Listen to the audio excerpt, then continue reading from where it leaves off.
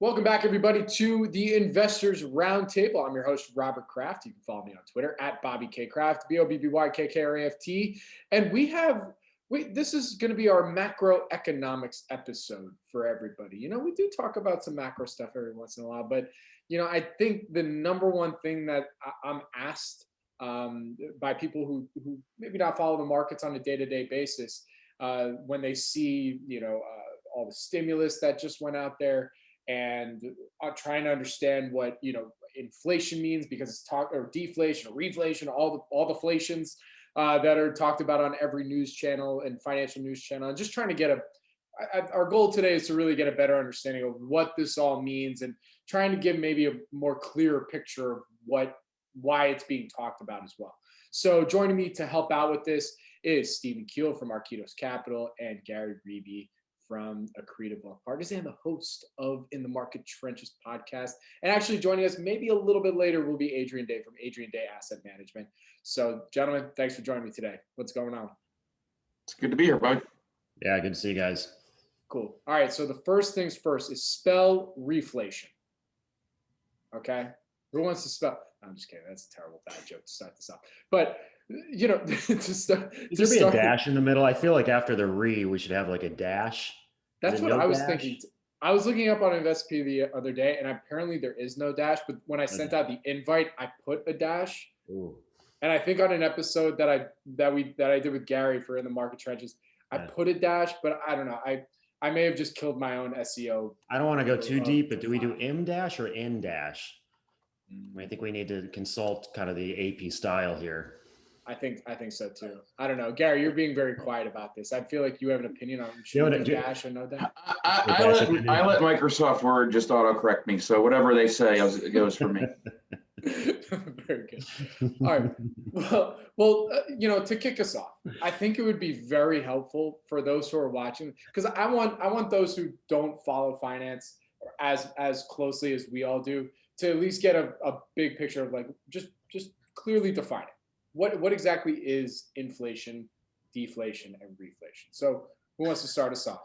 This big old definition. That's not as easy of a question. I mean, as you're asking. That's not as easy of a question as you're asking.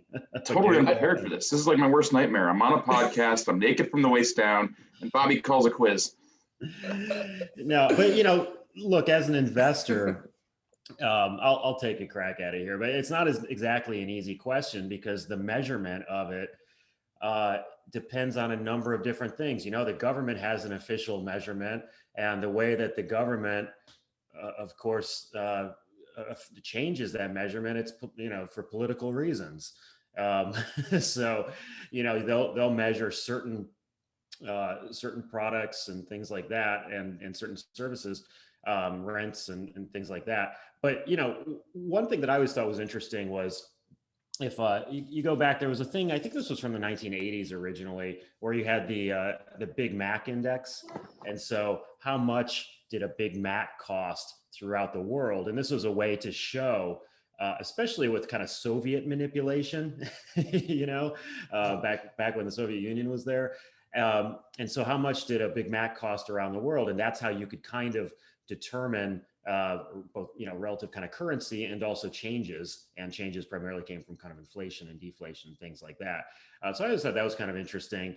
But essentially, I think Buffett kind of describes this well historically, of the effect that inflation has. It's kind of like, in some ways, theft, right? Because if your wages are not keeping up with the costs, with your day-to-day costs, then you're actually losing ground, So, and same thing on the investment side. If you have companies that are unable to raise their prices for their services at least the rate of inflation, then it doesn't matter if they're growing 8% a year if inflation is 10% a year, right?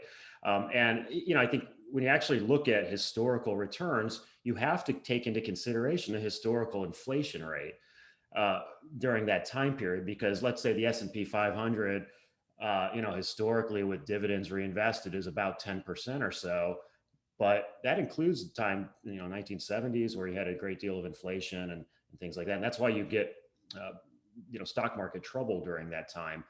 So, what's the definition? Going back to the original question, well, there's a government definition, right? And then there's a real world definition.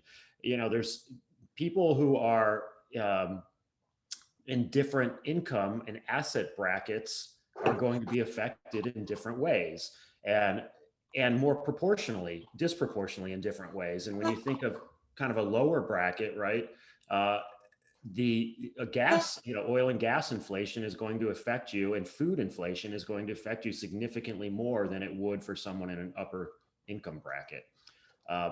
Gary, I'll pass deflation over to you or reflation.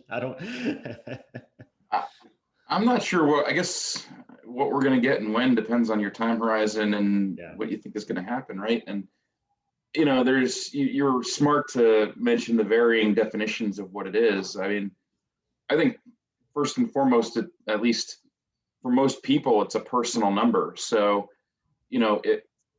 people's cost of livings are fixed to varying degrees. And then you've got government measures, which the government has an incentive to fool around with, redefine, rebase, and all this other stuff. And then there's, just generally speaking, the amount of money that's out there. So like if we're just, using money guns to fire money at Main Street and fire money at Wall Street, well, that's another matter entirely. So it's in my view, it's sort of like an onion, and you're just sort of peeling away the layers of it. And for every person, sort of in our view, that their cost of living is fixed to one degree or another. If you look back over the last, I don't know, call it 25, 30 years, inflation has basically come from two places: how you consume education, how you consume medical care. And everywhere else, it's been there's been some in housing, but beyond that, it's been sort of non-existent. And so, that's sort of like a secular regime that you're in, where everything but those places, prices have been tending to sort of fall. Either they're staying the same and the goods are getting much better, or they're actually going down in price. And so, it's a tough secular trend. And I think a lot of the government policy is around sort of keeping prices rising, but very slowly. Now, the dirty little secret, I think, is that everybody in government, I think, likes a little bit of inflation, but not a lot.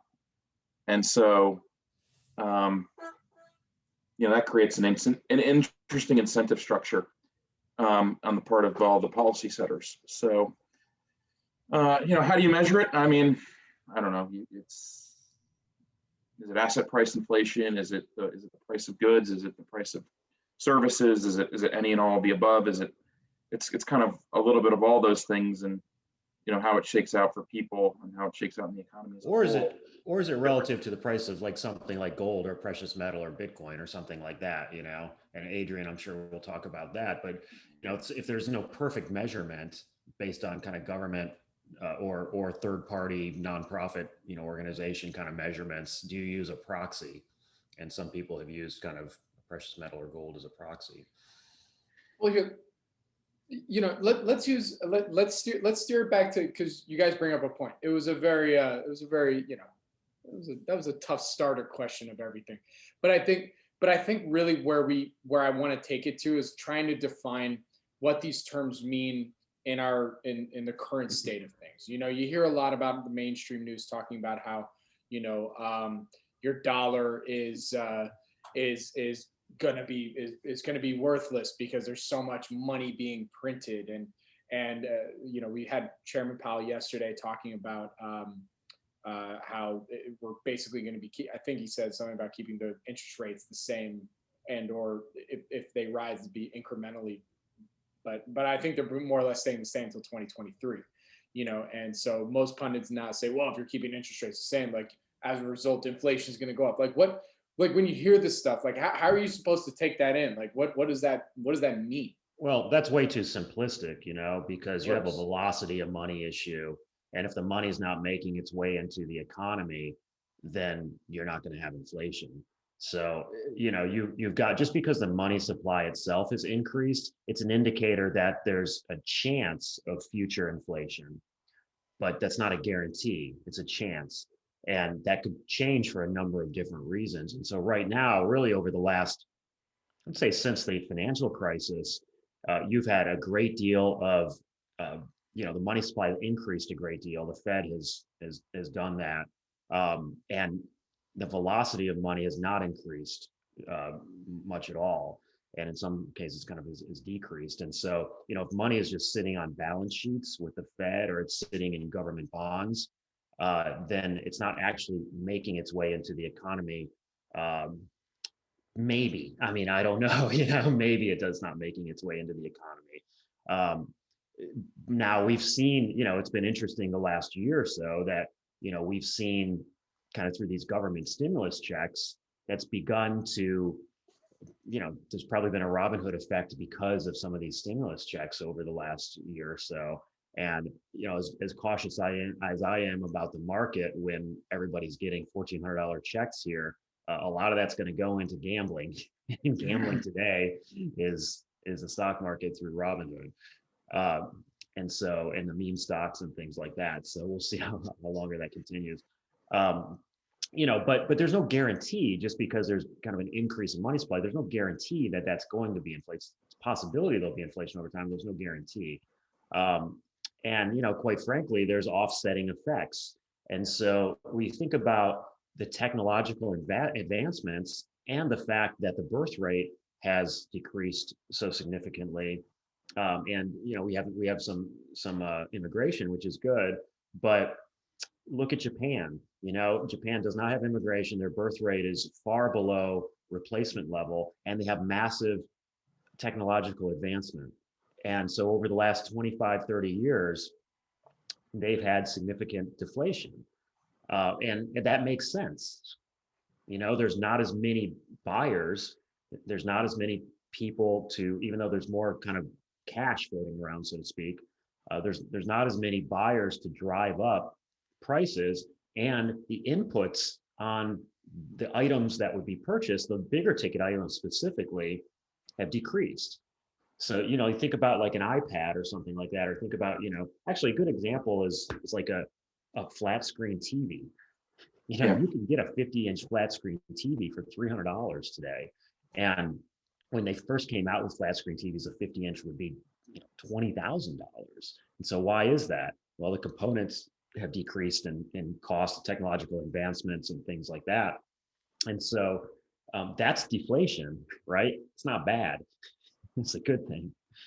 But so you have things like that. But then flip side that, to Gary made an excellent point, which I think we should get into a little bit as well, is really big ticket items, healthcare, real estate. The pandemic here has caused real changes, I think, to those, specifically healthcare, that I think there'll be long-term ramifications to, and that will affect kind of inflation, deflation assessments in the future. Yeah, I think I mean, I agree with everything that you said there, and I think that they were excellent points. That's think because I said that's because I was quoting you. Oh yes. Well, only once though. So that was, to be clear. You made several. You humble bragged it, Gary. I agree with the points that I made that you reiterated. Brilliant. No, I do think that one of the best hedges against inflation is just simply to have a good and healthy lifestyle, and even then, at the end of you still wind up rolling the dice on whether or not you consume a lot of healthcare, because it's such a roulette wheel. But you look at this stuff, and you sort of alluded to this, pricing power, and I kind of think that is there's sort of this Pareto principle that gets sort of applied to it must be some sort of it's clearly some sort of natural law, where 20% of the people are garnering 80% or more of the benefits of the wealth sort of flows that way. It sort of naturally occurs that way. The income sort of flows that way. It occurs naturally. And so what I wonder, if you're going to have inflation be more of a permanent thing, you either need to you need to have a few real structural changes, and I'm not sure that anything is structurally changed at this point. So I think you need labor to have some bargaining power, which they don't presently have. So the average laborer has no bargaining power, and that's like a sad. In some ways it's a sad thing. In some ways, that's the natural order of things, and maybe we've just embraced that to a larger degree than. But to the extent that the laborer gets some bargaining power, well, maybe then you do start to see higher prices creep through because they're going to be, negotiating more money. I mean, you want to. What the government did with these stimulus checks is they put money in the hands of people whose marginal propensity to spend is 100%. So of course you're going to see that kind of move. You send money to one of the four of us, who, you increase our net worth, whatever. I mean, how much does that really move? But you give it to somebody who's hand to mouth, and that's going to make its way through the economy. So, I think that there are things that are sort of, there are reasons to think that it could come back, but the reasons to think that it could come back are more political, I think, than they're more fiscal and political oriented than they are monetary, in my view. Yeah. I mean, welcome, Adrian. And Adrian's now here. This is actually perfect timing with my next question. I'll cede the floor to Adrian. Yeah. Like the froth at the mouth about inflation or the Fed. Yeah, no, this is going to set Adrian up quite a bit right here because, one of the things that I've gotten from and what we kind of started to talk about here, Adrian, is we've kind of tried to define what inflation, deflation, reflation. I started off by saying, please just define it in general, which clearly was a great way to start it off. But we decided to be a little more specific and try and define it as what it means right now. And Steve and Gary have done a pretty good job. I'd love to hear your thoughts on it. But also, a lot of the mainstream media that you hear covering finance will also, it's like a fear thing that you hear a lot too, like, oh, inflation's coming, because all this money is getting printed and more money is being put into the hands of everyday Americans, as a result of still what we're dealing with the pandemic. So, what's your thought process on all this, and how do you think about what we're seeing right now when it comes to inflation, deflation, and reflation, and interest rates, and Fed, just everything? What do you think, Adrian? Go. Oh my gosh, that's a big question. And wind them up. Wind them up. We're just getting going. What you've already spoken about. I hope at some point I'll get the opportunity to give my views on deflation per your question. But the question you sent us originally.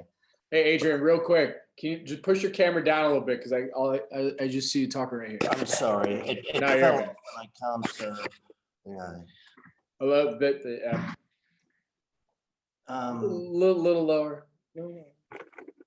Good pod. This is good. This is pod good. Talk. No, that's the wrong way. We're keeping this in. Thank you. There you go. You look good, Adrian. Did you get a haircut? You look good. Oh, well, thank you. Yes. Yeah, get some sun. Yes, I got a haircut. I don't know if I look good. No, you look good.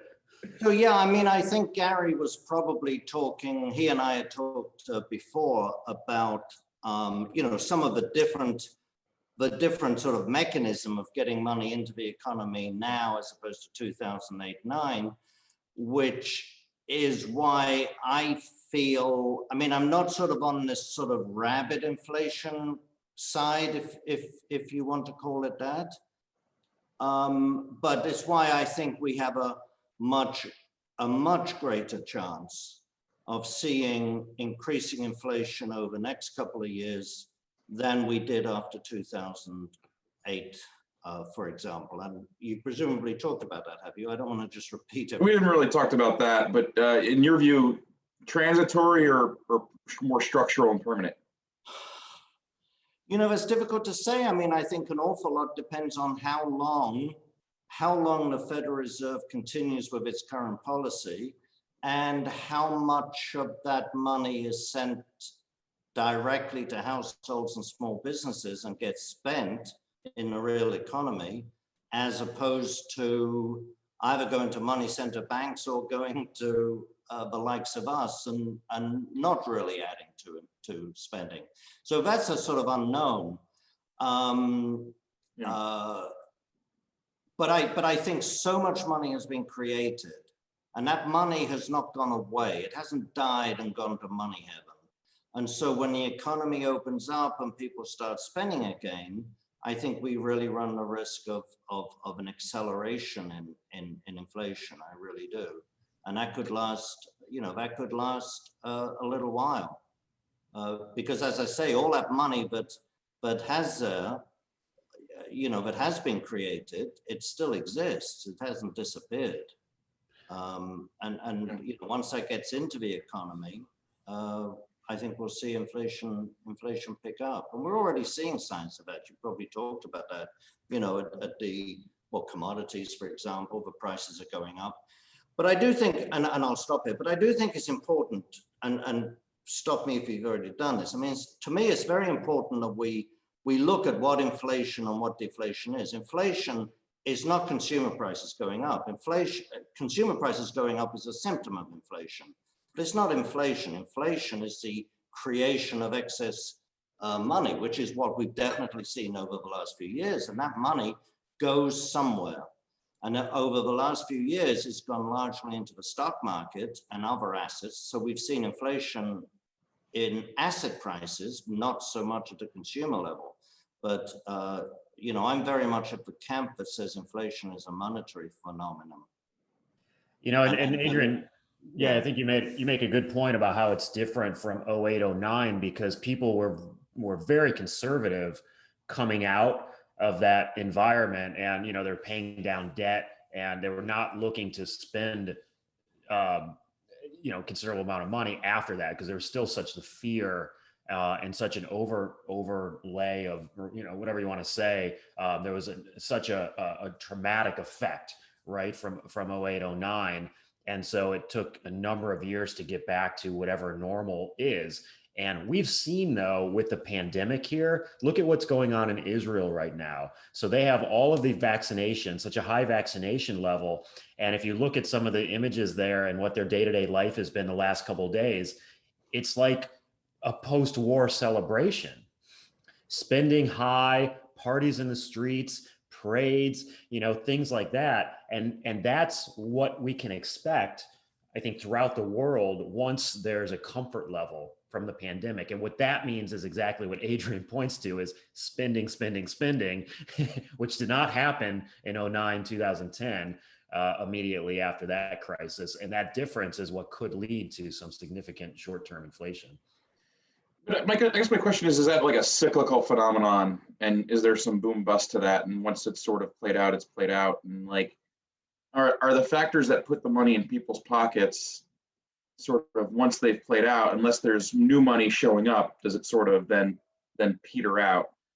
And I sort of wonder if to get it you need sort of political alignment for it to be more of a structural phenomenon rather than maybe more of a cyclical phenomenon. I'm not so sure, but that's sort of what hangs in my mind a little bit as I think about it. I don't know about you guys. Adrian, can I ask you this? When you talk about money not going to money heaven, right? What about NFTs? What about digital currencies? What about all of this kind of, let's call it excess money right now, are going into these non-tangible assets that could disappear at some point? And let's call it money hell, maybe not money heaven, but that literally could disappear. And is that how things self-correct? Yeah, no, sure. That's certainly part of it, but that's not by any means all of the money that's been created. A lot of it over the last 12 months, I think, has been used, largely to pay down credit card debt. So unless the credit card, unless the limits were cut, that money is still available to be spent. The other thing, Steve, I'd say the big difference between now and '08 is not just that the psychology is very important, and you're right, there is. I mean, I feel this huge pent up feeling of people that they just want to get out and, as you say, party. In 2008, as you know, the money went largely to money center banks. It did not go to households. And so money center banks had carrot and stick not to lend money, essentially. They had banking examiners breathing down their necks, wanting to look over every loan they made. They also had the Federal Reserve institute what I've called one of the most idiotic policies that the Fed has ever instituted, and that's a pretty low hurdle, but and that was paying money on excess reserves.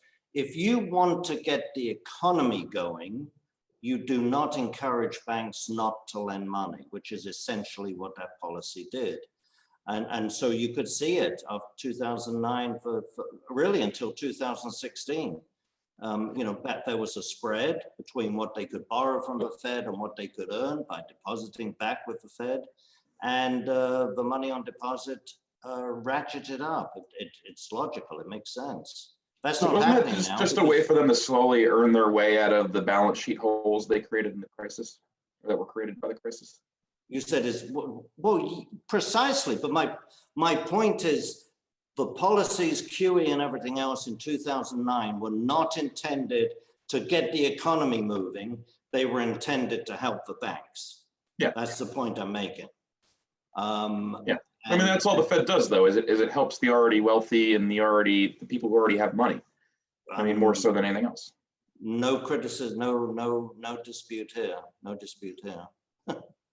Yeah. But I think, if I may, I mean, I don't know if you've talked about this. I mean, when you talk about inflation and deflation, I think there is just such a misunderstanding. The Fed seems so panicked at the very thought of deflation, and this comes, of course, from Bernanke, the famous student of the 1930s, who I think misunderstood the cause, but that's a different issue. And they are so, for the Federal Reserve to be promoting inflation, to be saying, we want inflation, we want higher inflation, to me is just so perverse, when one of their mandates is to preserve the purchasing power of money. What they should do, instead of saying our goal is 2% inflation, they should say our policy is to increase the cost of living for ordinary Americans and see how that goes down, because that's the same thing. There's nothing benign about inflation. And on the other hand, if you look throughout history, in all countries, deflation has more often been a benign phenomenon than a dangerous one. And the reason we think of deflation as being bad is because in our minds, we think deflation equals 1930s, 1930s equals depression, therefore deflation equals depression, which of course it doesn't. That's the most logical, the most primary logical fallacy you can imagine. And you only have to, my favorite example is Britain. From the end of the Napoleonic War, 1815, to the eve of the First World War, 1914, you had a century of deflation, literally. There were ups and downs, but you had a century of deflation when the British pound was worth more at the end of that century. The cost of living was lower, not just because of productivity gains. And yet that was a period of great economic growth. So deflation is more often than not benign and can be associated with economic growth. Well, I think we need to separate. We need to look at deflation, inflation, economic growth, and recession, depression, or whatever you want to put it. And there's four different things. So there's however many ways that can go. Yeah. Well, I think the difference today, though, than kind of that period in the UK, who really wants inflation, right? It's the politicians who want to spend money, who want to be able to borrow And in order to borrow at low rates if we want to be really base about it, to support re-election, to support their entrenchment, they need to both have low rates and also to have a little bit of inflation, to your point earlier, a little bit, not a lot, in order to manage that over time. And so it's, it is a more kind of a personal selfishness kind of issue here. And that trickles over to Fed policy too. So I mean, from my perspective here, that's exactly what the goal is. A little bit of inflation, increased government spending, particularly on borrowings, as opposed to taxes. And we've seen this then, with Fed bond buying policies as well, that supports that. But the question is, can that be managed, right, by the Fed? Can it be managed by Treasury? Long term, I think the answer to that is no, it cannot be managed. But in the near term, it has been. So how long can that last? But so the incentive is not an overall incentive. The incentive is a personal, career protection. I think about it a little differently than that. I think that these people, I mean, what Adrian said was correct, but I in the sense that that's what the mandates are. But I don't think that people, like as market participants, we need to put ourselves in the shoes of the actors in order to understand how they might behave. And so there's a disconnect between what somebody's mandate is and the incentives under which they're going to behave. And so I think what they're most afraid of is volatility of the business cycle, and mostly volatility on the downside. And I think the leverage that's built up in the economy makes them so terrified of this deflationary beast, because falling prices means that you have to liquidate the bad debts, and nobody wants to liquidate the bad debts. And so that's what I think that they're afraid of. Are they correct to be afraid of that? I'm not smart enough to really know that, but I do think that that's what they're afraid of. And Adrian, I think I said this before you came on, but the secret is that the dirty secret is that everybody likes a little bit of inflation, because people know if their taxes go up, they're getting their money taken from them. If inflation goes up a little bit, it's a little here, a little there, and it's hard to piece together what it is. That's easier to deal with psychologically than, Joe Biden just raised my taxes, or so-and-so just raised my taxes. It's just taxes in another way, right? In a hidden way. Yeah. So it's like, when I look at like all the spending that's going on and the debt stack of the U.S. government, I find it's not credible to me that spending ever gets paid for through the tax code. Like, that's not a credible thing. Because I think the things that you would do to address it through the tax code would probably cripple the economy. And so if that was a sincere goal, I actually don't think that that's possible. And so I think that it ultimately does need to get dealt with through the Federal Reserve's balance sheet. And I just think what we're going to see is permanent expansion of the Fed's balance sheet. It's not going to run off from here. It's going to get bigger, and it's going to get even bigger and bigger over time.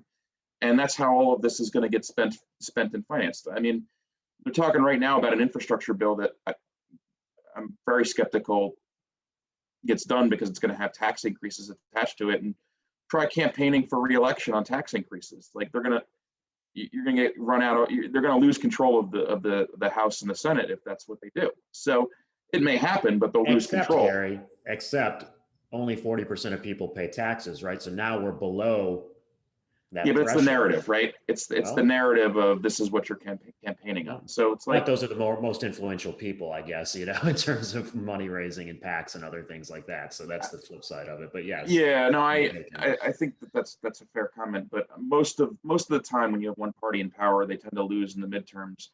And so I wonder if your runway on this MMT experiment that they're embarking on, basically that's the end point in it, and that's the runway you have. Because people like divided government more than they like unified government.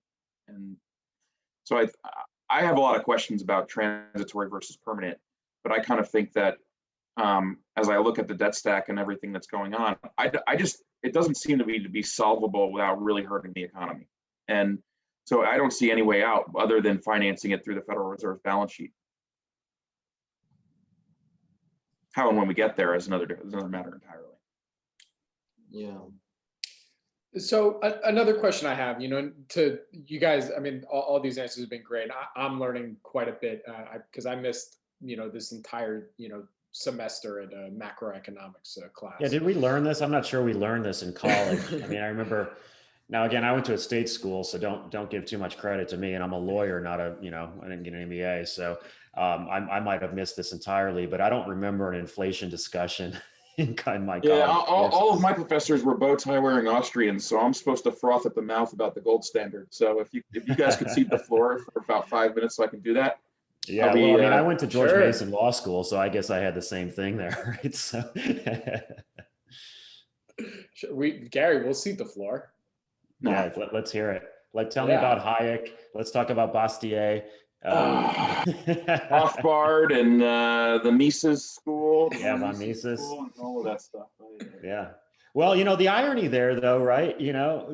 Go back and who would be better at investing, right? And that's what we need to worry about. We can have all these macroeconomic opinions, but ultimately it's what works. Keynes's record managing the Cambridge endowment was pretty damn good, I thought. So yeah, it was excellent. Well, here's the big question then, because again, the main reason I want to have this conversation is because I'm having a lot of people, friends and family in my life who see the mainstream news, inflation coming. You got to put your money to work because the value of the dollar is going down and stuff.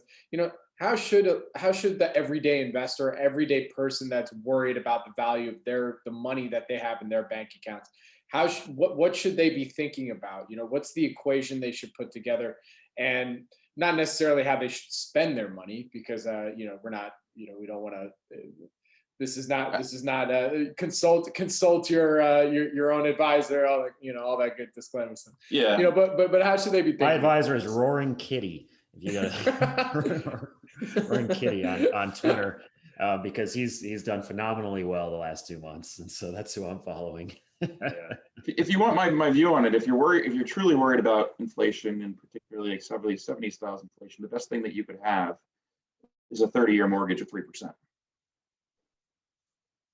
Even better, I can one up you, Gary. What you want is a 30-year student loan at 2%, because at some point during the time period, it's going to be paid off by the government anyway. Yeah. And they'll give you 110% of the loan, like they're doing with the minority farmers. That's right. Don't quite know how that works, but anyway. Look, yeah, I mean, clearly, if you're going to enter, we all know this, but if you're going to enter if you're going to enter an inflationary period, you don't want to be a lender. You don't want to buy bonds. You want to have debt to the extent, as Gary just mentioned, to the extent that it's affordable. But you want to have debt. You want to be a debtor. You want to own gold, obviously, and you might say that. But also stocks. The stocks tend to do well in an inflationary period as well. And to the extent that the US has worse inflation than the rest of the world, you want to be in foreign currencies, but that may or may not be the case. So, the recipe for surviving an inflation is reasonably straightforward. Gold and hard assets on the one hand, not debt on the other hand, but be in debt. And especially, companies that have pricing power, right? That really have strong pricing power. And so to identify those, when you talk about, a well-diversified portfolio in an inflationary period, Adrian hits it on the dot. And, so this is the time to kind of, I don't know if this is the time or there'll be a time in the future here if you want to anticipate it. But, what companies actually, have this strong pricing power that can get inflation plus, right? Because these companies do even better because they can take the level of inflation, they can add a little bit more to it, and it's rising faster than their costs.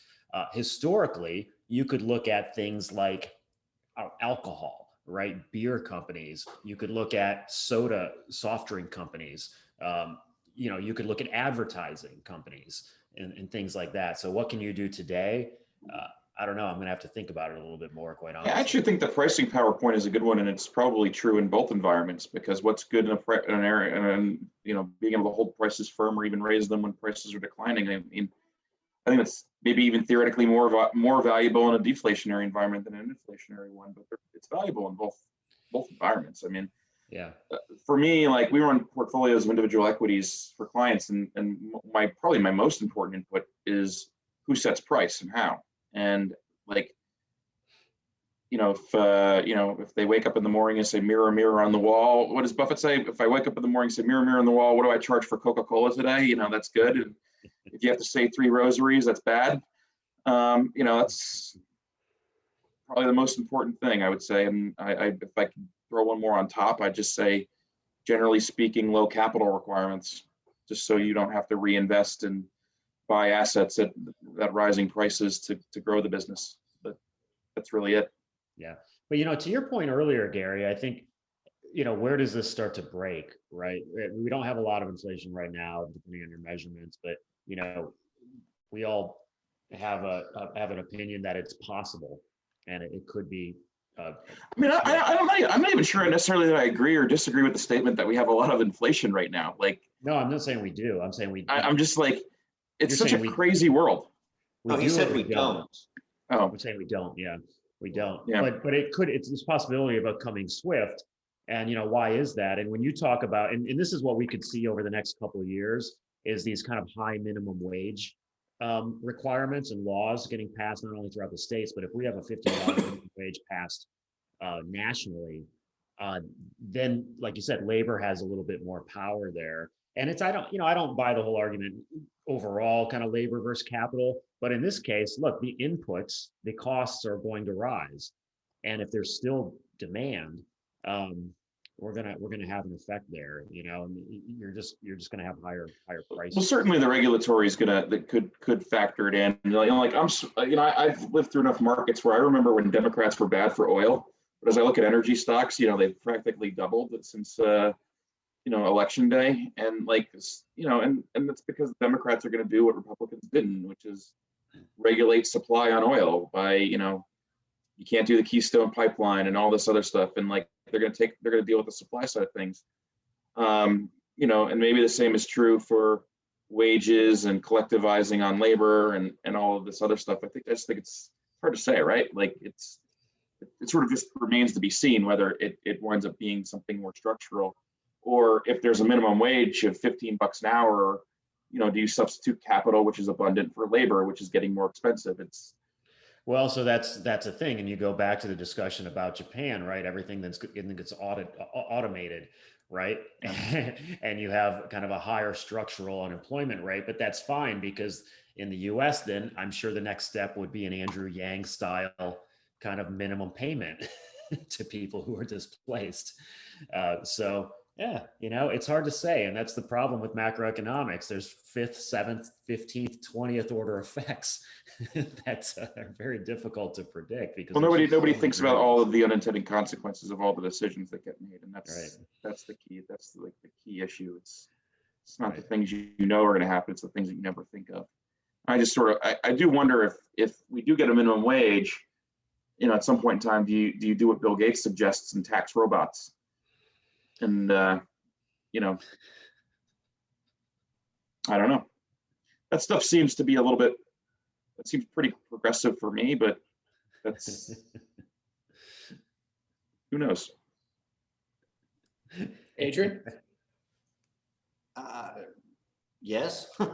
Did I just end now the we're pod? in the taxing robot stage of the conversation, right? That's where we're. Now let me tell you about how he's going to put microchips in all of us. And well, that's the thing, right? Then if Gary is 10% robot, what do we do? How do you know that we don't already have the chips in the? That's what this vaccine is. You didn't know that? What are we in the simulation here? I'm diving deep into QAnon. I just want to be part of something. Wait, so is that why my basketball shot was much more mechanical than it was fluid recently? Is that There you go. that's Steph really what's Curry going is partial robot there. on. That's the good stuff. All right, well, okay, we're rounding the bend here. Is it Bobby? Is it good stuff? Is it? You know, it's good and it isn't. You know, it's.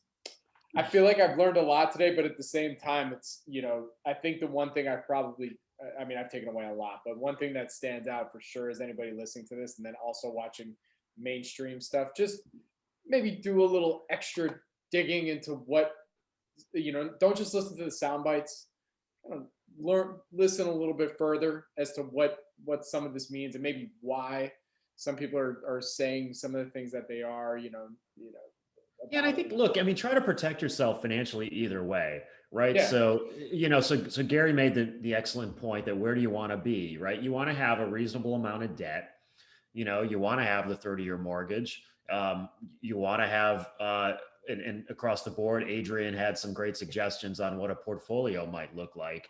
And if inflation doesn't come, fine, you're still in good shape. You're doing just fine with that type of approach. And if it does come, you know, maybe you're thriving even a little bit more. So, you know, how can you protect yourself across the board? The problem is if you watch the mainstream media, first of all, you're psychologically harming yourself, you know?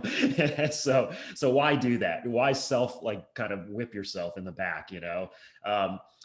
And, you know, understand that that's entertainment, not news. And then you look at all the kind of the ads associated with that, you know, okay, let's buy a gold coin that's been marked up a certain amount, you know, no, go, if you're going to buy gold, if you believe that's a part of your portfolio, you know, don't listen to the ads that are showing up in some of those media companies. Go just buy gold directly, you know? So you know, look, I think there's ways to protect yourself. Hedge, you win, tails, you don't lose too much, or if at all. And to Gary's point, you know, you own a company that has strong pricing power, you're probably going to do well in any environment. Right.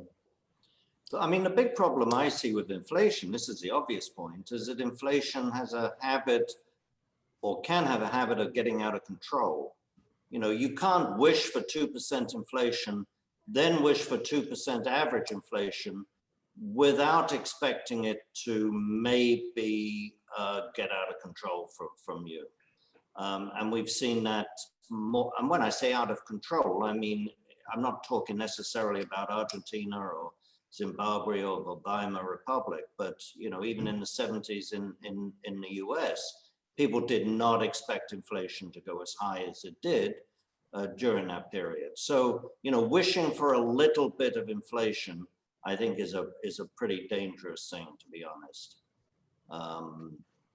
Because I know if you look at it in absolute terms, you could say 2% isn't a lot, but you know, if you had 2% inflation every year and it just stayed at 2%, that means over the course of a generation, you lose what, 30% of your, I can't do the math quickly. I'm sure Gary can. Rule of 72, in 36 years, you lose half your purchasing power. Yeah, so that's, to me, that's pretty significant. That means I'm you know, trying to save for my kids, and at the end of that period, I have half as much to give them. So I think even a little bit of inflation is not something we should look for. I just don't see, people feel better during inflation. You know, you've all said that, obviously. I mean, we get pay raises more easily, and if we're selling things, we can raise the prices, and you know, as stocks go up and gold goes up and everything's going up, it's what, oh, the value of my house has gone up. So we think we're better off, but we're not better off. Whereas in a deflation, when the purchasing power of money is going up, we are actually better off. Our savings are worth more. Yeah, you know, it's funny. I've been reading some you know, economic history from about 100 years ago. Not because I think we're going to relive, you know, Weimar Germany or anything like that, but people in the Weimar thought they were getting rich initially. You know, they thought that they were, you know, getting wealthier, and that turned out to be a big mistake. And I don't think that this is headed there, but it's worth noting that, you know, people were fooled in that way, at least initially, and then, you know, God, did they wish it was something different. No, that's, you know, the circumstances that created that whole setup are completely different than what we have today. But it's worth knowing the psychology behind it may not be it's noteworthy to observe some of the psychology in the beginning. I know, I agree with both points. I don't think we're in a Weimar situation, at least not in the foreseeable future. But I agree. I mean, in all these inflations, people have felt better off at the beginning. And, let's face it, Germany, even after the First World War, Germany was a sophisticated, intelligent, wealthy, liberal, other than the anti-Semitism, it was a liberal society. They had culture. It wasn't some backwater like Zimbabwe. I mean, it was a real first world country. And yet they got into that mess. It can happen. Yeah, but I mean, the rest of the winning powers tried to enforce a gold standard war reparation, and it just blew the whole damn thing up, right? Oh, absolutely. No question. No question. Yeah, we don't have any. My point is, we don't have anything like that right now. Like I don't disagree with that at all. No, I'm not. Yeah. No, I don't disagree with that at all.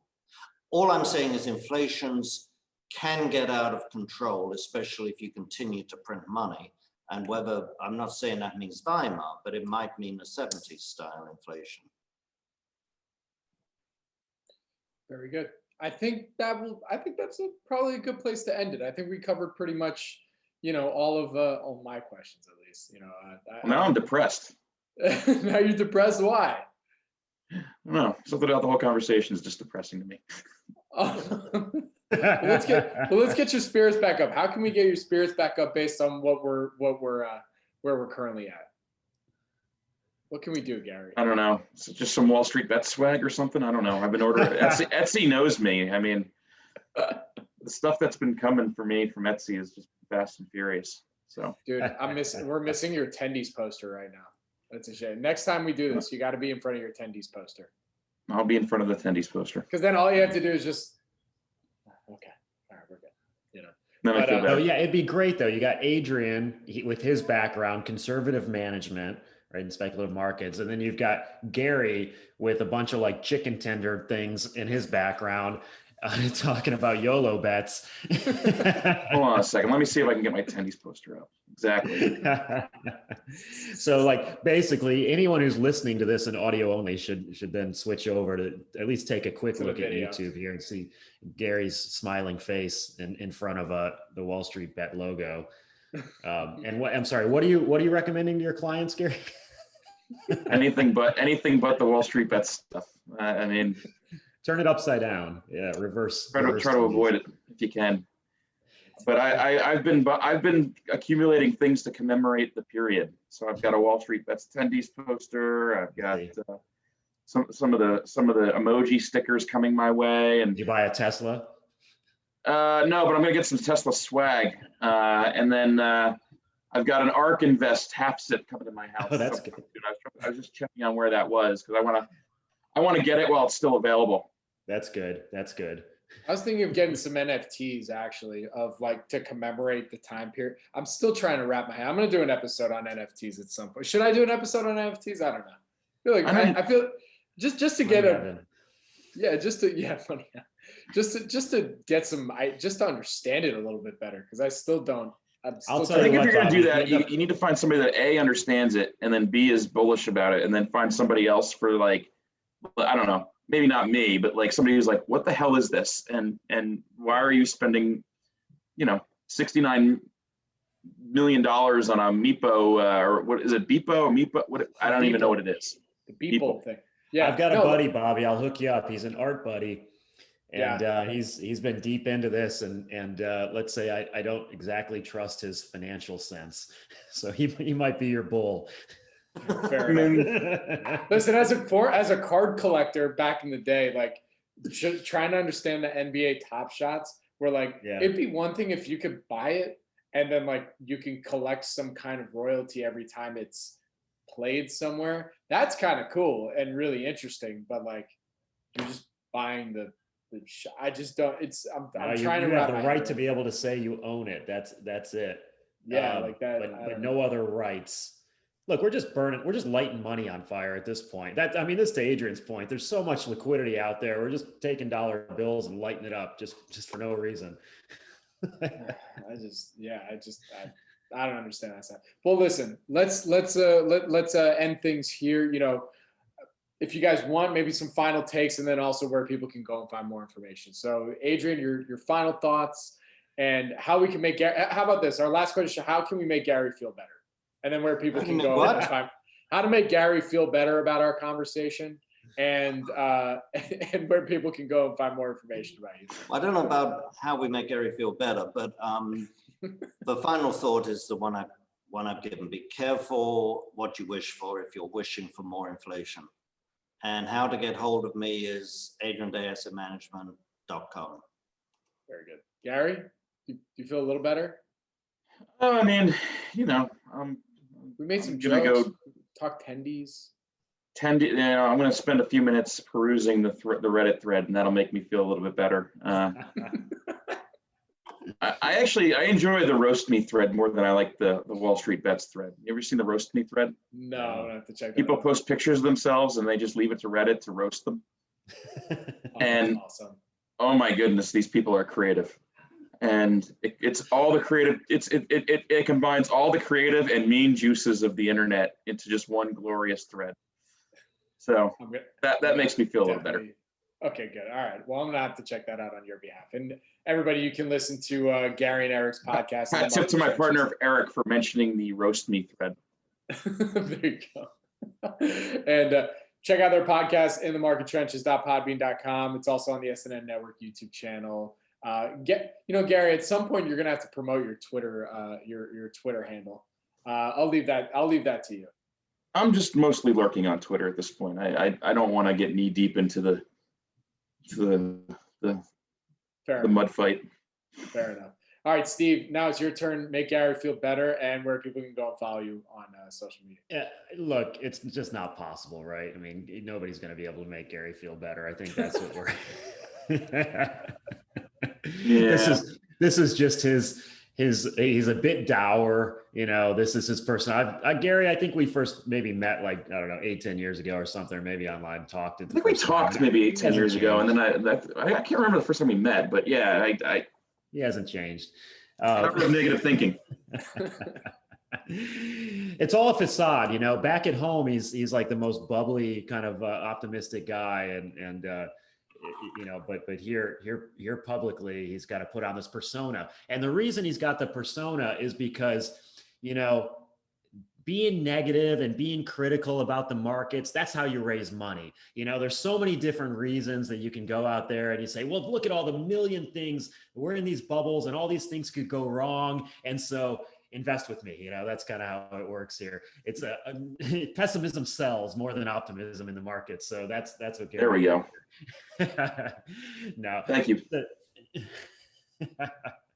Makes a lot of sense. Yeah, he's the Jeremy Grantham of the podcast world here. Ooh, I'm not quite that pessimistic. That guy. You've been. No. Hey, tell me about the Hindenburg omen. But all right, we'll move on here. We'll deal with that another time. But I've been on Clubhouse. Fine, Willow Oak Funds did a Clubhouse happy hour the other day. It was a lot of fun. So I'm at Arquitos, ARQUITOS. Find me there, and you can find me on Twitter, Stephen Kiel, Stephen_Kiel. And happy to have some conversations there as well. Yeah, definitely do that again. I'm sorry I missed that. I got your ping, but I forgot what it was. Yeah, I'm on Clubhouse too. Give me a ping. I want to get in on your next Clubhouse conversation. Adrian does too. Yeah, we got to invite Adrian on. He's not on Twitter, but we'll get him on Clubhouse. You won't get me on Twitter. Good conversations. Yeah. All right.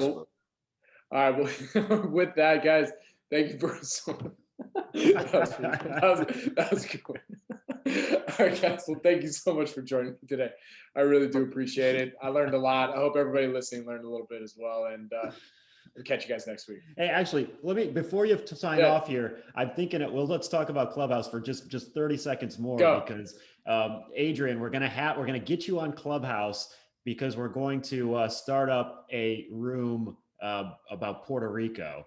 And so we've got dozens of people here who've been begging for it. And so I'm going to launch the room. We'll talk about the pros and cons of being in Puerto Rico. Adrian's been there a long time. He can be the ringleader of it. Definitely. Excellent. Great. Oh, you're a true, I must not like paying taxes kind of guy if you live in Puerto Rico. Look, he's contributing to the economy in a very productive way. Got it. Absolutely. I mean, I'm still spending money, but it's going to private people and it's going to places of my choice. Isn't that what we all agree on? That's exactly right. That's right. I'm on board. I hate paying taxes. Very good, guys. All right. Well, I'll sign off there. Thank y'all. Inflation is See you next week. Thank you. Take care.